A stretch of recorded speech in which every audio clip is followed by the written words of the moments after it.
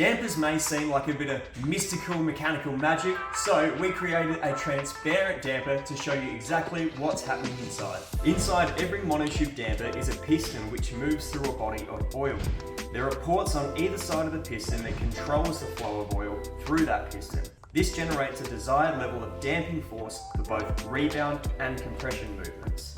Additionally, you'll find shims on either side of the piston. These shims commonly range from 0.1 to 0.3 millimeters thick in various diameters and are stacked on top of each other to tune the damping characteristics. Suspension movement speeds are different for every vehicle and application. A road car may have a vastly different tune to a four-wheel drive, to a track car, and so on. Importantly, monotube dampers have an additional gas piston which separates the oil from the gas, preventing them from mixing.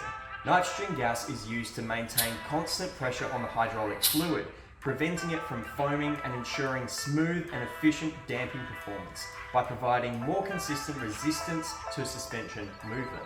Without dampers, your car's suspension system would be unable to control the spring's oscillation, and that would result in a bouncy and unstable ride, reduced overall safety, increased tyre wear, and poor handling.